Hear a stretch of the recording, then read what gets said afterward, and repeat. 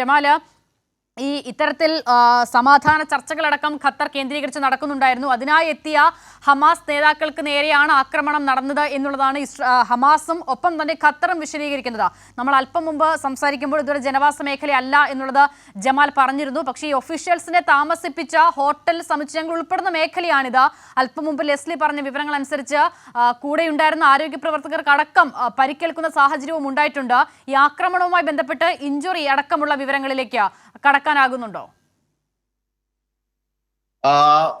അസിത, ആക്രമണത്തെ സംബന്ധിച്ച കൂടുതൽ വിവരങ്ങൾ പുറത്തു വരുന്നു. ആശങ്കപ്പെടുത്തുന്ന വിവരങ്ങൾ തന്നെയാണ് പുറത്തു വരുന്നത്. ഹമാസ് നേതാക്കളെ ലക്ഷ്യമിട്ട് നടത്തിയ ആക്രമണത്തിൽ പരിക്കുകൾ അല്ലെങ്കിൽ ജീവഹാനി ഉണ്ട് എന്ന തരത്തിൽ തന്നെയാണ് ഏറ്റവും പുതിയ റിപ്പോർട്ടുകൾ വരുന്നത്. ഇവർ താമസിക്കുന്ന ഹോട്ടലിന് സമീപമാണ്, അല്ലെങ്കിൽ ഹോട്ടലിനെ ലക്ഷ്യമാക്കിയാണ് ഈ ആക്രമണം ഉണ്ടായിരിക്കുന്നത്. ഏതായാലും മിഡിൽ ഈസ്റ്റിലെ വീണ്ടും രാഷ്ട്രീയമായി വീണ്ടും അസ്വാരസ്യപ്പെടുത്തുന്ന വാർത്തകൾ തന്നെയാണ് വരുന്നത്.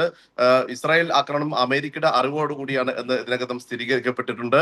ഖത്തറാണെങ്കിൽ ശക്തമായ ഭാഷയിൽ ഈ ആക്രമണത്തിനെതിരെ രംഗത്ത് വരികയും ചെയ്തിട്ടുണ്ട്. തങ്ങളുടെ പരമാധികാരത്തിന് നേരെയുള്ള ആക്രമണം എന്ന തരത്തിൽ തന്നെയാണ് ഖത്തർ ഈ ആക്രമണങ്ങളെ കാണുന്നത്. ശക്തമായ നടപടികൾ ഉണ്ടാകുമെന്നും ഖത്തർ ഇതിനകം തന്നെ വ്യക്തമാക്കിയിട്ടുണ്ട്. ഇത് സംബന്ധിച്ച കൂടുതൽ വിവരങ്ങൾ അല്പസമയത്തിനകം തന്നെ വാർത്താ സമ്മേളനത്തിൽ അല്ലെങ്കിൽ വാർത്താക്കുറിപ്പിൽ വ്യക്തമാക്കുമെന്ന് ഖത്തർ വ്യക്തമാക്കിയിട്ടുണ്ട്. ഖത്തറിലെ ഖത്താര പ്രവിശ്യയിലാണ് സ്ഫോടനം ഉണ്ടായത്. ഇവിടെ ഒന്നിലധികം സ്ഫോടന ശബ്ദങ്ങൾ കേട്ടതായി തന്നെ ദൃക്സാക്ഷികളൊക്കെ തന്നെ പറയുകയും ചെയ്തു. ഉഗ്ര ശബ്ദം കേൾക്കുകയും പുക ഉയരും ചെയ്യുന്നു എന്ന് പ്രവാസികൾ പറഞ്ഞു.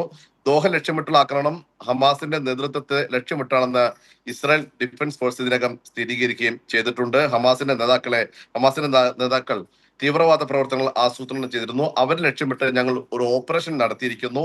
കഴിഞ്ഞ ഒക്ടോബർ 7 ഉണ്ടായ കൂട്ടക്കൊലക്ക് ഉത്തരവാദികൾ ആയവരെയാണ് തങ്ങൾ ലക്ഷ്യമിട്ടത് എന്ന് ഇസ്രായേൽ ഡിഫൻസ് പുറത്തിറക്കിയ കുറിപ്പിൽ പറയുന്നുമുണ്ട്. ഏതായാലും ഇത് സംബന്ധിച്ച കൂടുതൽ അപകടങ്ങൾ ഉണ്ടായിട്ടുണ്ട്, അല്ലെങ്കിൽ ഇഞ്ചുറീസ് ഉണ്ടായിട്ടുണ്ട് എന്ന് തന്നെയാണ് ഇപ്പോൾ ലഭിക്കുന്ന വിവരം.